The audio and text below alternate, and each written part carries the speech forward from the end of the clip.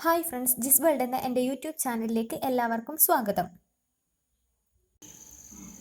ഇന്ന് ഡിസ്കസ് ചെയ്യാൻ പോകുന്നത് കഴിഞ്ഞ വർഷത്തെ ഓപ്ഷണൽ ഫസ്റ്റും സെക്കൻഡും പേപ്പറിലെ 1 മാർക്ക് 2 മാർക്ക് ക്വസ്റ്റ്യൻസ് ആണ്. ഈ ക്വസ്റ്റ്യൻസ് നോക്കുമ്പോൾ തന്നെ നിങ്ങൾക്ക് ഏകദേശം ഒരു ഐഡിയ കിട്ടും നിങ്ങൾക്ക് എക്സാമിന് ഏത് ലെവലിലുള്ള ക്വസ്റ്റ്യൻസ് ആണ് വരാൻ ചാൻസ് എന്ന്.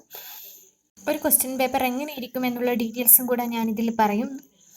അപ്പോൾ നമുക്ക് വീഡിയോയിലേക്ക് പോകാം. First semester BEd degree examination November 2010 pedagogic content knowledge analysis mathematics EDU 05.7 എന്ന പേപ്പറിലെ 1 മാർക്ക് 2 മാർക്ക് ടോട്ടൽ 20 മാർക്സിൻ്റെ ക്വസ്റ്റ്യൻസ് ആണ് ഇവിടെ ഡിസ്കസ് ചെയ്യാൻ പോകുന്നത്. 2 hours ആണ് ടൈം. മാർക്സ് 50. 50ൽ 20 മാർക്ക് ലഭിച്ചാൽ തന്നെ എക്സാമിന് പാസ്സാവാൻ കഴിയും. അപ്പോൾ ഇനി ക്വസ്റ്റ്യൻ പാറ്റേൺ എങ്ങനെയാണെന്ന് നോക്കാം. ABCDE എന്ന് 5 പാർട്ടായിട്ടാണ് ക്വസ്റ്റ്യൻ പാറ്റേൺ ഉണ്ടാവുക. പാർട്ട് എയിൽ 5 മൾട്ടിപ്പിൾ ചോയ്സ് ക്വസ്റ്റ്യൻസ് ആണ് ഉണ്ടാവുക, അത് 1 മാർക്കിനായിരിക്കും. പാർട്ട് ബിയിൽ 1 വേർഡ് ക്വസ്റ്റ്യൻസ് ആയിരിക്കും ഉണ്ടാവുക, അതിന് ചോയ്സ് ഉണ്ടാവില്ല, അതും 1 മാർക്കിനായിരിക്കും. പാർട്ട് സിയിൽ 2 or 3 സെൻറ്റൻസ് അല്ലെങ്കിൽ ഒരു പാരഗ്രാഫിൽ എഴുതേണ്ട 5 ക്വസ്റ്റ്യൻസ് കാണും, അത് 2 മാർക്ക് ക്വസ്റ്റ്യൻസ് ആണ്. പാർട്ട് ഡിയിൽ 6 ക്വസ്റ്റ്യൻ തരും, അതിലേതെങ്കിലും 4 ക്വസ്റ്റ്യൻ്റെ മാത്രം ആൻസർ എഴുതിയാൽ മതി. 1.5 പേജ് മിനിമം ഉണ്ടായിരിക്കണം, ഓരോ ക്വസ്റ്റ്യനും 5 മാർക്കായിരിക്കും. പാർട്ട് ഈ എസ് എ ആണ്, 2 ക്വസ്റ്റ്യൻസ് തരും, അതിൽ ഒരു ക്വസ്റ്റ്യൻ്റെ ആൻസർ മാത്രം എഴുതിയാൽ മതി. മിനിമം 3 പേജ് എഴുതുക, 10 മാർക്കായിരിക്കും ആ ഒരു ക്വസ്റ്റ്യന് ലഭിക്കുന്ന മാർക്ക്. ഇനി നമുക്ക് പാർട്ട് എയിലെ ക്വസ്റ്റ്യൻസ് നോക്കാം. Select the most appropriate answer from the bracket. ബ്രാക്കറ്റിൽ കൊടുത്തിരിക്കുന്നതിൽ നിന്ന് സ്യൂട്ടബിൾ ആയിട്ടുള്ള ആൻസർ സെലക്ട് ചെയ്യുക. വിച്ച് ഇസ് ദ ലോങ്സ്റ്റ് കോഡ് ഓഫ് എ സർക്കിൾ. സർക്കിളിലെ ഏറ്റവും വലിയ കോഡ് ഏതാണെന്ന് ചോദിച്ചത്. ഡയമീറ്റർ ആണ് ലോങ്സ്റ്റ് കോഡ്. The highest category of cognitive process in revised Bloom's taxonomy is creating, applying, remembering, evaluating. Creating ആണ് ഹയസ്റ്റ് കാറ്റഗറി. ബ്ലൂംസ് റിവേഴ്സ്ഡ് ടാക്സോണമിയിലെ ഹയസ്റ്റ് കാറ്റഗറി ക്രിയേറ്റീവ് ആണ്. Which among the following is not A parallelogram. Square, rectangle, rhombus, trapezium. ഇത് important ആയൊരു question ആണ്. ട്രപ്പീസിയമും കൈറ്റും parallelogram അല്ല. Which among the following is not a HOT skill, critical thinking, evaluation, problem solving, remembering HOT skill അല്ല. 5th question.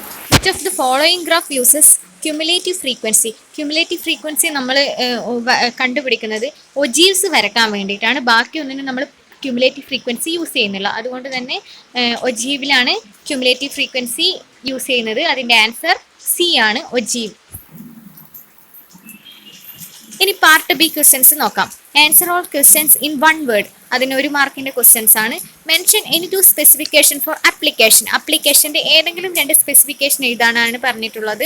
Execute, apply, അത് അപ്ലിക്കേഷൻ്റെ specification ആണ്. Write any 2 advantage of using an interactive white board. Interactive white ബോർഡിൻ്റെ ഏതെങ്കിലും 2 advantage എഴുതാനാണ് പറഞ്ഞിട്ടുള്ളത്.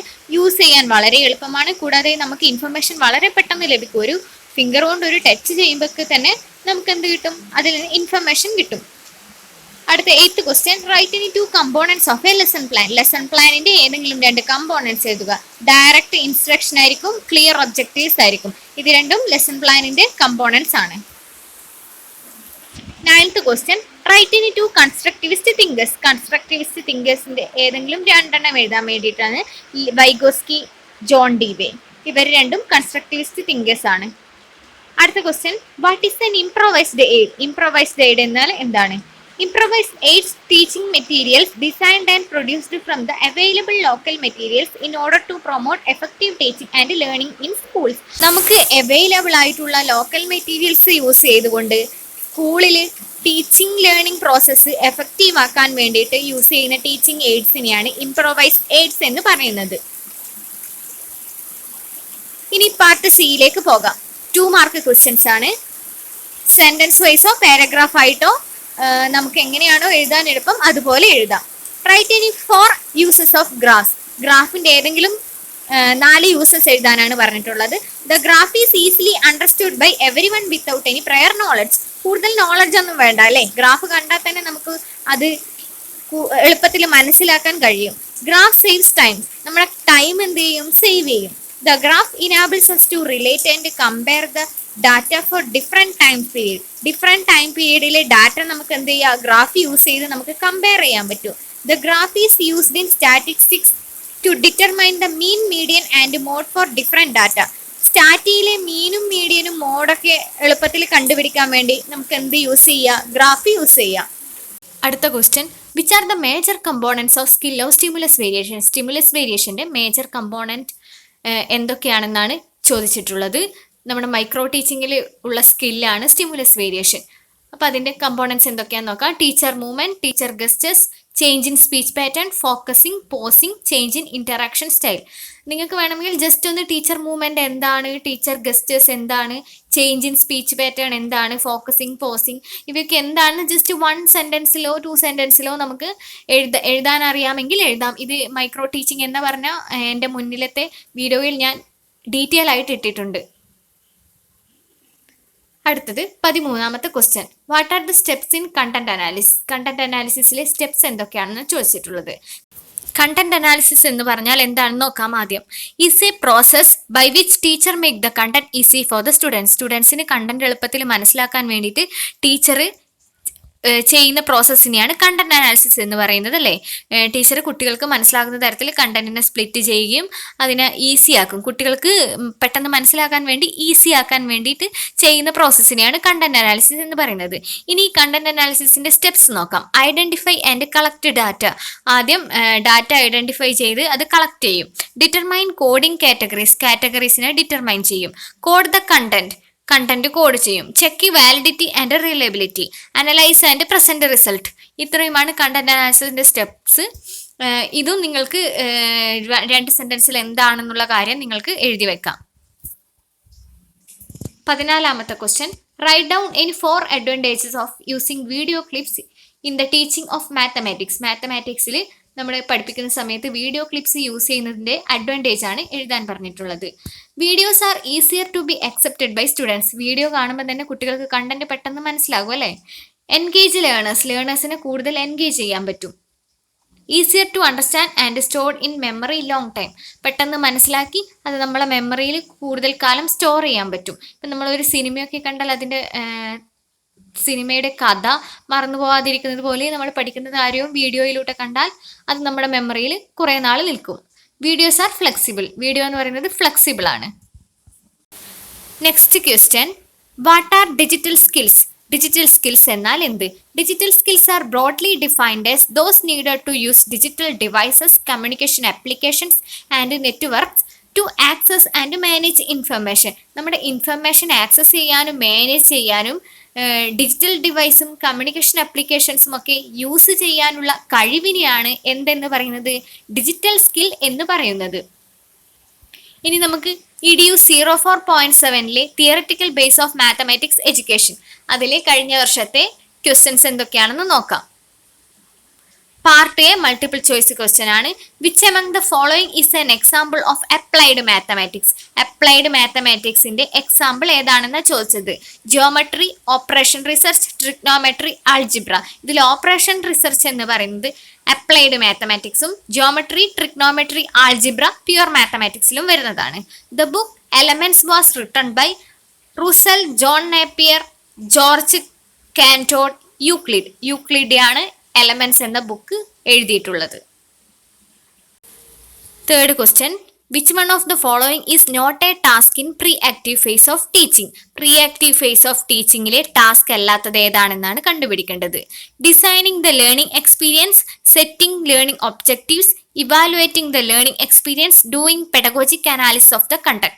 നമ്മുടെ post active phase ആണ് ഇവാലുവേഷൻ ഫേസ്, അല്ലേ? അപ്പോൾ ഇവിടെ ഇവാലുവേഷൻ കാണുന്നത് പ്രീ ആക്റ്റീവിലെ എന്തല്ല, ടാസ്ക് അല്ല. അപ്പോൾ ഇവാലുവേറ്റിംഗ് ദ ലേണിംഗ് എക്സ്പീരിയൻസ് ആണ് അതിൻ്റെ ആൻസർ. ഫേസസ് ഓഫ് ടീച്ചിങ് എന്ന് പറഞ്ഞാൽ മുൻപത്തെ വീഡിയോയിൽ ഞാൻ ഓരോ ഫേസിനെ കുറിച്ചും വ്യക്തമായി പറഞ്ഞിട്ടുണ്ട്. അപ്പോൾ നിങ്ങൾക്ക് ആ വീഡിയോ കണ്ടാൽ ഫേസ് ഓഫ് ടീച്ചിങ് കൂടുതൽ മനസ്സിലാക്കാൻ കഴിയും. Fourth question, particular to general is the way we choose in inductive method, deductive method, analytic method, synthetic method. Inductive മെത്തേഡിലാണ് പർട്ടിക്കുലർ ടു ജനറൽ ഫോളോ ചെയ്യുന്നത്.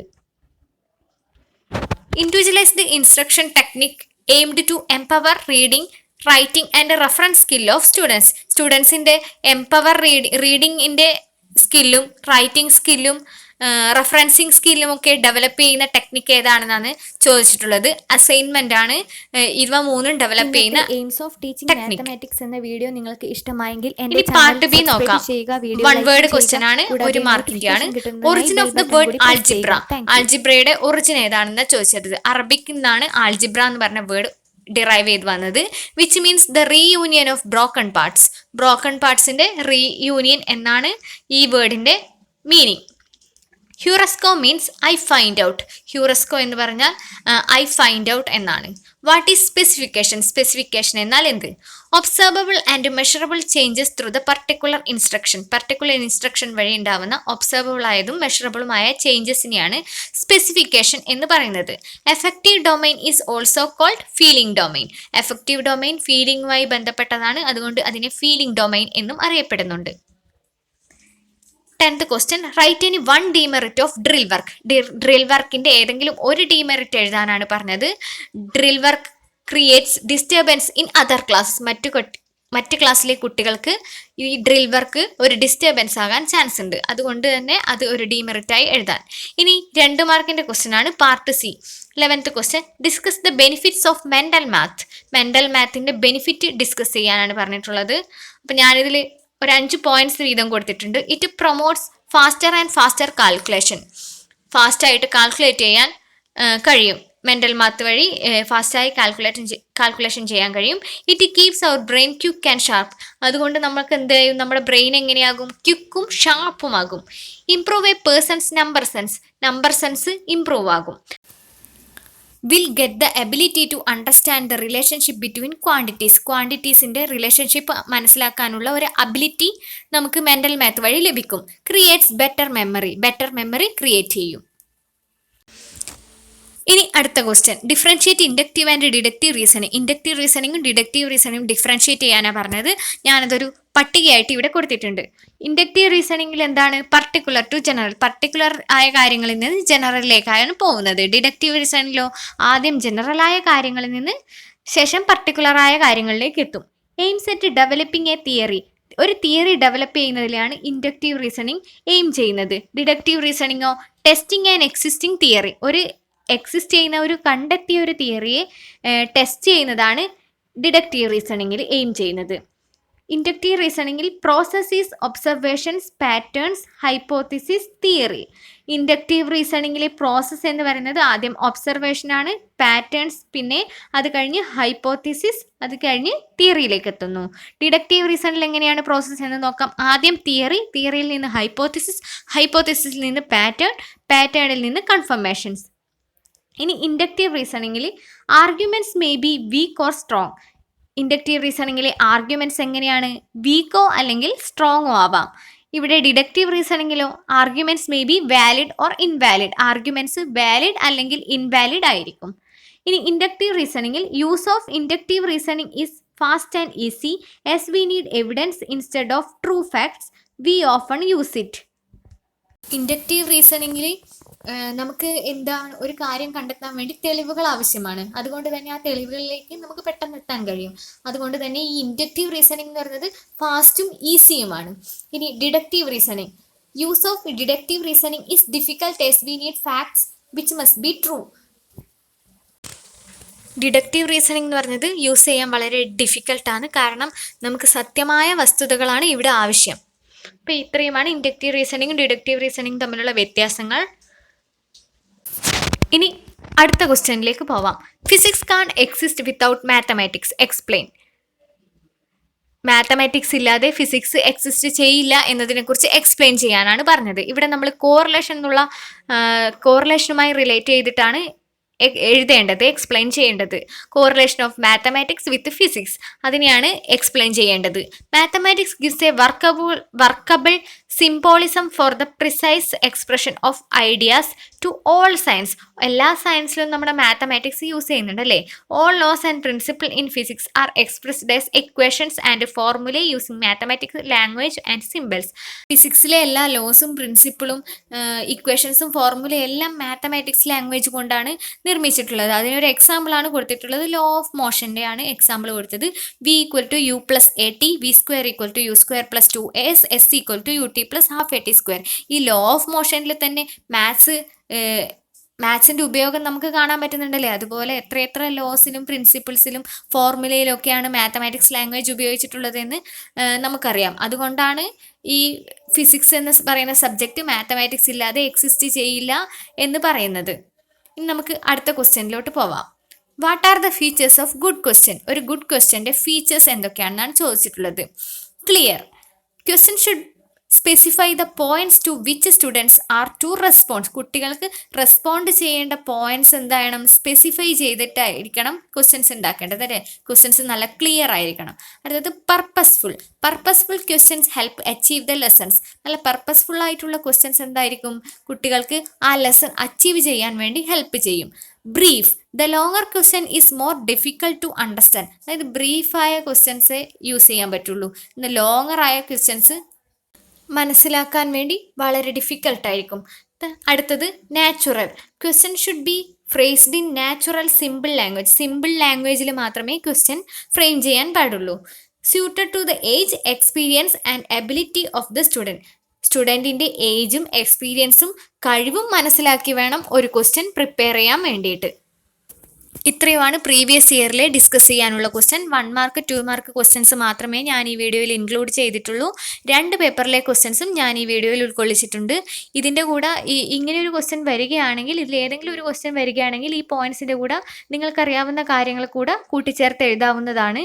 ഈ ലെവലിലുള്ള ക്വസ്റ്റ്യൻസ് ആയിരിക്കും നിങ്ങൾക്ക് അപ്പോൾ പെഡഗോജിയുടെ പേപ്പറിലും ഓപ്ഷണലിൻ്റെ ഫസ്റ്റ് പേപ്പറിലും സെക്കൻഡ് പേപ്പറായ പെഡഗോജിയിലും വരുന്നത്. അപ്പോൾ അതിനനുസരിച്ച് നിങ്ങൾ പ്രിപ്പയർ ചെയ്യുക. ടൈം അനുസരിച്ച് ഓരോ ക്വസ്റ്റ്യനും അറ്റൻഡ് ചെയ്യുക. നന്നായി പ്രിപ്പയർ ചെയ്യുക. ഇത്രയുമാണ് ഇന്നത്തെ വീഡിയോയിൽ ഡിസ്കസ് ചെയ്യാനുള്ളത്. നിങ്ങൾക്ക് വീഡിയോ ഇഷ്ടമായെങ്കിൽ എൻ്റെ ചാനൽ സബ്സ്ക്രൈബ് ചെയ്യുക, വീഡിയോ ലൈക്കും ചെയ്യുക. കൂടാതെ നോട്ടിഫിക്കേഷൻ കിട്ടുന്നതിനായി ബെൽ ബട്ടൺ കൂടി പ്രസ് ചെയ്യുക. Thank you.